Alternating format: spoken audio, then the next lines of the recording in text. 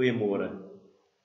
Ek groet julle in die naam van die Vader, Seun en Heilige Gees. Ons oproep na aanbidding vanoggend is Psalm 100. Juig tot eer van die Here, almal op aarde. Dien die Here met blydskap, kom voor hom met gejubel. Erken dat die Here God is. Hy het ons gemaak en ons is syne. Ons is sy volk, sy kudde. Gaan sy poorte binne met dankliedere, sy tempel met lofgesange. Dank hom, prys sy naam, want die Here is goed. Aan sy liefde is daar geen einde nie. Sy trou duur van geslag tot geslag. Amen. Kom, ons bid saam. O Hemelse Vader, ons is so dankbaar dat ons vanoggend in die heilige naam kan saamkom. Dankie Here vir u wonderlike liefde. Dankie Here vir hierdie mooi dag. Dankie Here vir u teenwoordigheid. Want ons dankie Here dat deur die Heilige Gees dat u met ons in alle plekke en in alle tye by ons teenwoordig is. Hemelse Vader, ons dankie dat u die skepper is van hierdie wêreld, van alles, Here, is u die skepper. En ons is so dankbaar dat ons vanoggend saam kan wees en dat ons u naam kan eer. O Vader, ons dankie ook vir u liefde teenoor ons. Dankie Here dat deur u Seun Jesus Christus dat u ons vergewe vir al ons sondes. En so Heer, vanoggend kom ons voor u en ons bid Heer dat u ons sal vergewe vir al ons sondes. Vergewe ons vir ons ongehoorsaamheid en vergewe ons, Heer, vir die onvergifnis in ons harte. O Vader, mag die bloed wat Jesus vir ons gestort het op die kruis, Here, mag daai bloed ons vanoggend skoon en reinig maak. En Here, ons bid vanoggend vir die krag en die mag van die Heilige Gees oor ons. Mag die Heilige Gees deur ons vanoggend werk. En mag die Heilige Gees vanoggend met ons praat deur die lees en die preek van u woord. O Vader, Seun en Heilige Gees, mag u teenwoordigheid met ons wees en mag u ons sterk en heilig maak deur die woord van God vanoggend. Ons bid dit in Jesus se naam. Amen. Kom ons sing saam, Gees van God, wat in my woon. Gees van God, wat in my woon, breek die woord vir my. Gees van God, wat in my woon, kom en heilig my. Troos my, sterk my, leer my, lei my, Gees van God, kom heilig my, breek die woord vir my. Kom ons lees saam van God se woord. Vanoggend wil ek lees van Johannes, hoofstuk 21, verse 15 tot 25. Johannes, hoofstuk 21 en verse 15 tot 25. Kom ons hoor die woord van God. Toe hulle klaar geëet het, vra Jesus vir Simon Petrus: Simon, seun van Johannes, Het jy my baie lief, meer as hulle hier? Ja, Here, antwoord hy hom. U weet dat ek u lief het. Hy sê toe vir hom, laat my lammers by. Jesus vra hom weer 'n tweede keer, Simon, seun van Johannes, het jy my baie lief? Ja, Here, antwoord hy hom. U weet dat ek u lief het. Hy sê toe vir hom, pas my skape op. Jesus vra hom die derde keer, Simon, seun van Johannes, het jy my lief? Petrus het bedroef geword, omdat Jesus hom die derde keer gevra het jy my lief? En hy antwoord hom, Here, u weet alles, u weet dat ek u lief het. Hy sê toe vir hom, laat my skape by, dit verseker ek jou. Toe jy jonger was, het jy self jou klere vasgemaak en gegaan waar jy wil. Maar wanneer jy oud is, sal jy jou hande uitsteek en iemand anders sal jou vasmaak en jou bring waar jy nie wil wees nie. Dit het Jesus gesê en daarmee aangedui deur watter soort dood Petrus God sou verheerlik. Daarna sê hy vir hom, volg my. Toe Petrus omdraai, sien hy die disipel volg vir wie Jesus baie lief was, wat ook by die maaltyd na Jesus se kant toe oorgeleun en gevra het, Here, wie is u verraaier? Toe Petrus hom dan sien, vra Petrus vir Jesus, Here, en wat van hom? Jesus antwoord hom, as ek wil hê dat hy in die lewe moet bly totdat ek weer kom, is dit nie jou saak nie. Volg jy my. Die gerug het toe onder die broers versprei, dat hierdie disipel nie sal sterwe nie. Jesus het egter nie vir Petrus gesê, dat daardie disipel nie sal sterwe nie, maar as ek wil hê, dat hy in die lewe moet bly, so totdat ek weer kom, is dit nie jou saak nie. Dit is die disipel waaroor al hierdie dinge getuienis aflê en dit beskrywe het, en ons weet dat sy getuienis waar is. Daar is nog baie ander dinge wat Jesus gedoen het, maar as dit een vir een beskrywe moet word, dink ek, sou die hele wêreld nie genoeg plek vir die boeke hê nie. Amen. Kom ons bid. Ons Vader, ons dankie vir die lees van u woord. Ons vra nou, Heer, dat deur die krag en die mag van die Heilige Gees, dat u met ons deur die woord sal praat, deur die preek. Ons bid dit in Jesus se naam. Amen. In die periode tussen Jesus Christus se opstanding en hemelvaart, wat 40 dae was, het hy 'n aantal van sy disippels ontmoet. Maar veral met die 11 disippels, wat na Pinksterdag 12 apostels sou word, met die insluiting van Matteus na die hemelvaart van Jesus Christus. Christus het hierdie getuies van sy opstanding uit die dood. Christus het hierdie getuies na sy opstanding uit die dood ontmoet. Omdat daar onafgehandelde sake was om met elkeen van hulle klaar te maak.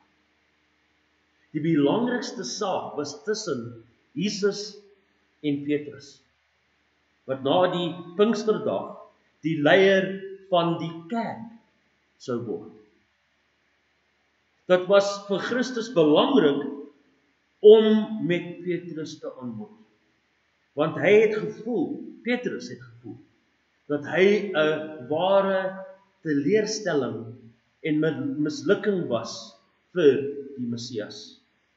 Hy het tydens die laaste avondmaal gespog dat hy nooit Jesus sou verlaat nie en dat hy sy lewe vir hom sou aflê. Dit lees in Johannes hoofstuk 13 verse 36 tot 37. Simon Petrus vra toe vir hom: Here, waarheen gaan U? Jesus het hom geantwoord: Waarheen ek gaan, kan jy my nie volg nie, maar later sal jy my volg. Toe sê Petrus vir hom: Here, hoekom kan ek U nie nou volg nie? Ek sal my lewe vir U aflê. Dit was vir Christus belangrik om Petrus na ontbyt eenkant toe te roep en met hom te praat. Jesus en Petrus het nie te ver van die ander gestaan nie, want Jesus wou hê dat die ander moes hoor. Jesus Christus, ons Here en Verlosser, wou nie net vir Petrus vergewe vir die ontkenning van hom nie, maar hy moes ook vir Petrus en die ander disippels wys dat hy vertroue het in die leierskap vermoë van Petrus. John MacArthur argumenteer: aangesien sy ontkenningsopenbare kennis was, moes hy in die openbaar herstel word.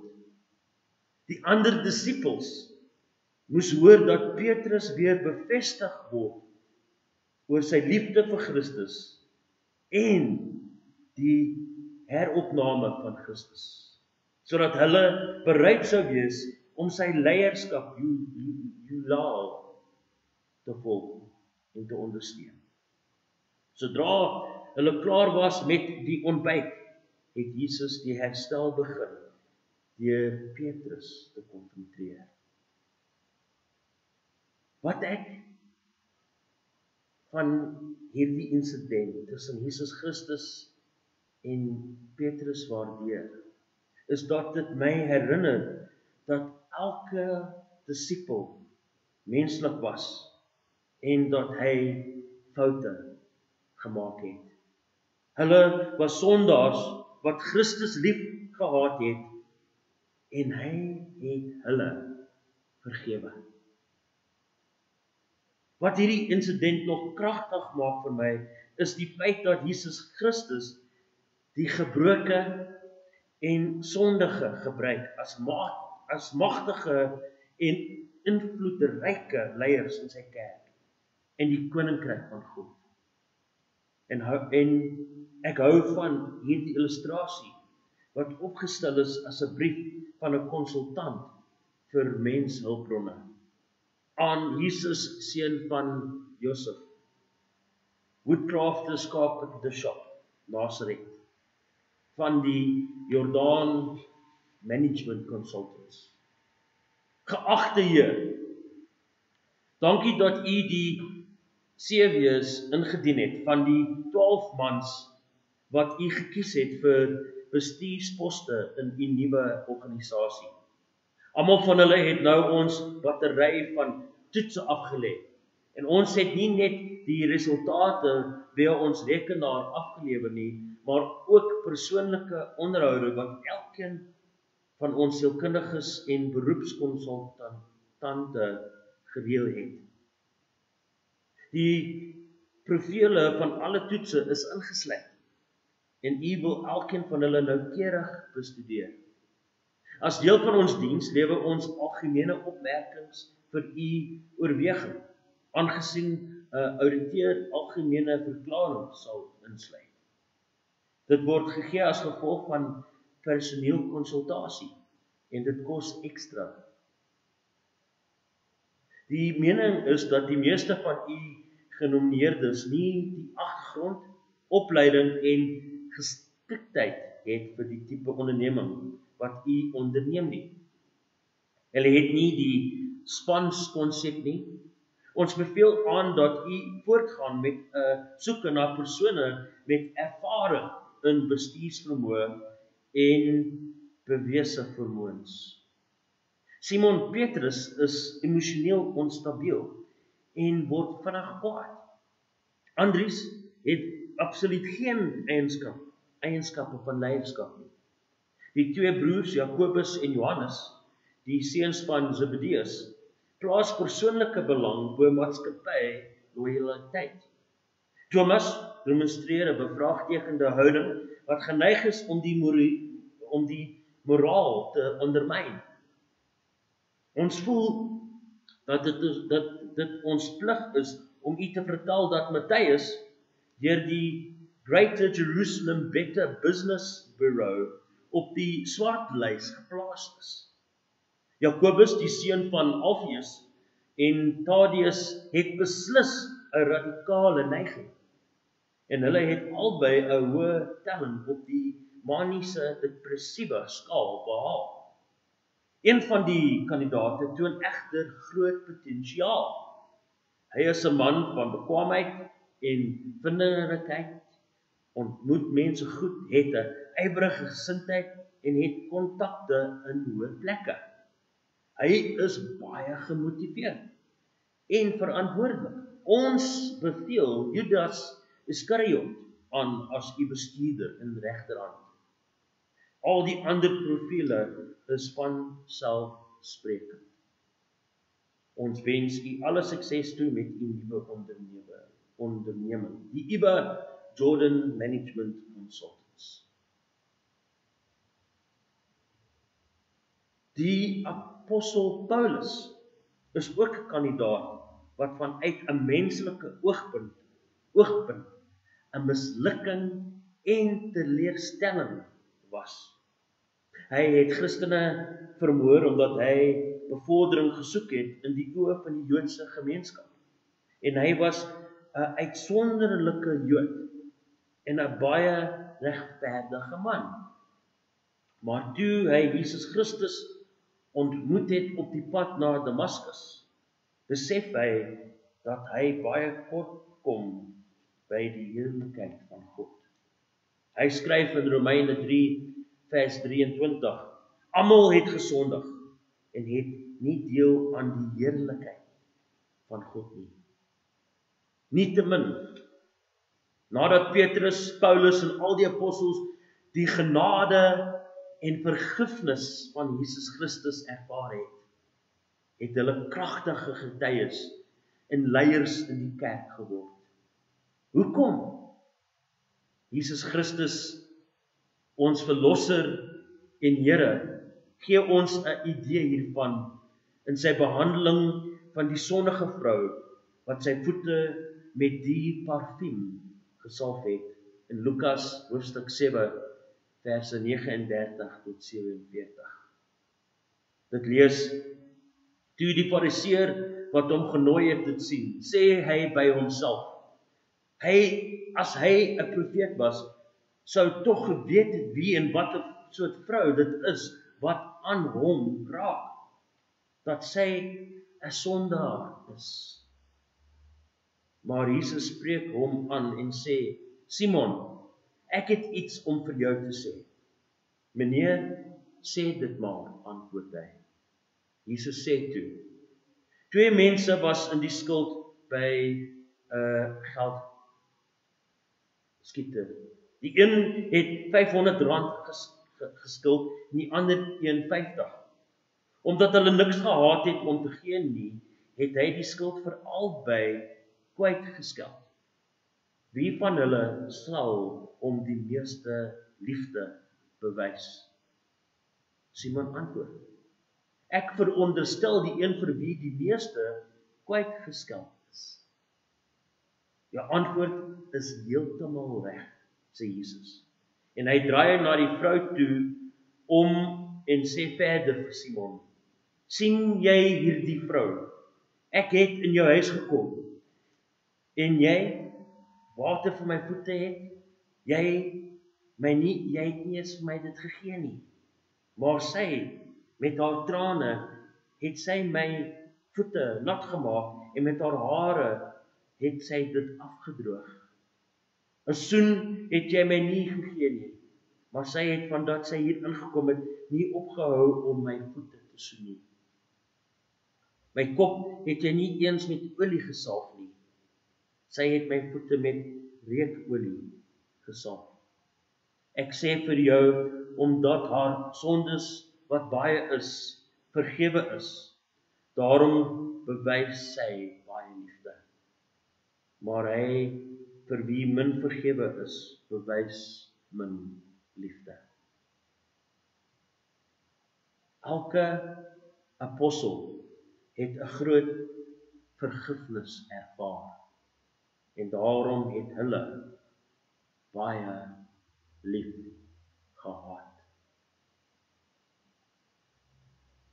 Ten slotte sê John Montgomery Boyce, as elkeen van ons geweet het hoe sondig ons regtig was, sou ons nie so geskok of gedemp wees deur ons mislukkings nie. Maar die meeste van ons ken nie die dieptes van ons eie verdorwenheid nie. Ons is dus geskok, veral deur 'n val in ernstige morele sonde of deur ons verrassende vermoë om Jesus Christus te verloor. As op ons sulke manier sondig, is dit 'n taktiek van die duiwel om die argumenteer dat ons, nadat ons gesondig het, ons kans op 'n suksesvolle en gelukkige Christelike lewe verbeur het, en dat ons net so kan sondig. Soos die meeste uitlatings van die duiwel, is dit nie waar nie. Alhoewel ons sondig, het ons nietemin ons kanse op 'n volledige Christelike lewe verbeur, en durf ons ook nie sondig nie. In plaas daarvan is die Christelike manier die van berou en herstel. Dit is die punt van die verhaal van die herstel van Petrus deur Jesus in Johannes hoofstuk 21. Petrus het die Here misluk in sy uur van oorskynlike nood. Hy het hom laat vaar en sy lafhartigheid vererger deur 'n drievoudige ontkenning dat hy hom ooit geken het nie. Toe het Jesus Petrus liefgehad, en Petrus het geweet dat hy Jesus liefgehad het. Om die verhaal van die herstel van Petrus te verstaan, moet ons iets van die val van Petrus verstaan. Die oorsaak daarvan was te veel selfvertroue. Ten slotte wil ek u met hierdie gedagte agterlaat. Dit was nie verniet dat Johannes hierdie voorval opgeneem het nie. Hy het dit opgeteken om vir Petrus aan te wys as die groot herder van die mense van Christus. Miskien was dit onvermydelik dat mense vergelykings in die vroeë kerk sou tref.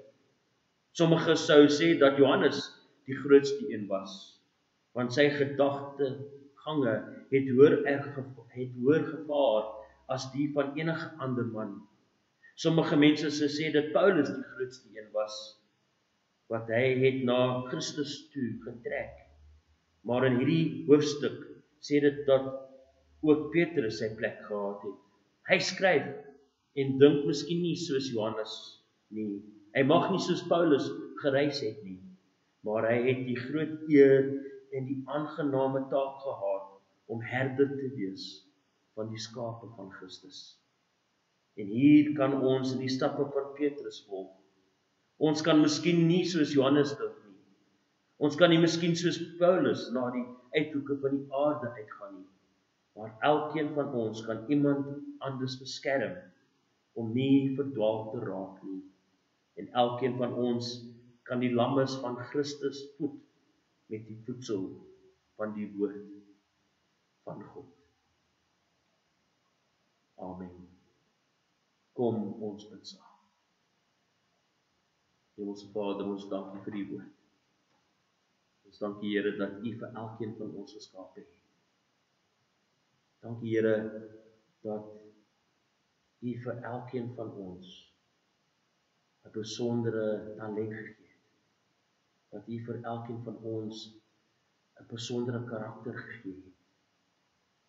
Ons dank die Here dat as ons misluk het, en as ons fout gemaak het, en as ons gesondig het, dat U liefde vir ons so groot is, dat U vir ons die gawe gegee het, om voor U te kniel, en U te vra om ons te vergewe.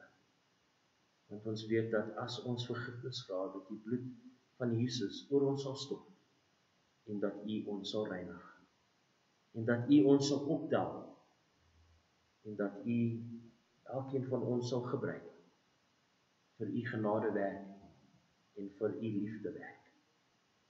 En ons bid vanoggend, Heer, dat U elkeen van ons sal vergewe. En ek bid, Heer, dat ons nie op 'n hoop sal gaan sit nie, maar Here, dat ons sal voorberei, en dat U ons sal gebruik, vir U genade en vir U liefde. Ons bid dit in Jesus se naam. Amen. Kom ons sing saam, Here, redder, groot en magtig. Here, redder, groot en magtig, U voorskou ons lewenspad. In U liefde en genade het U ook ons hand kom vat. Heer, U leiding bring bevryding, U het ook my hand gevat. U het self my hand kom vat. U my redder, groot en magtig, U het my ook raak gesien. Ek is feilbaar, swak, onseker, tog wil ek U dankbaar dien. God my Here, U is Here, vas kan ek op U vertrou. Ek kan vas op U vertrou. Lei my Heer na die bestemming, in U woord my opgedra. Laat my leef en werk met vreugde, want dit sal volharding vra. Heer, U leiding bring bevryding, U sal al my skuld U gedra, al ons skuld het U gedra.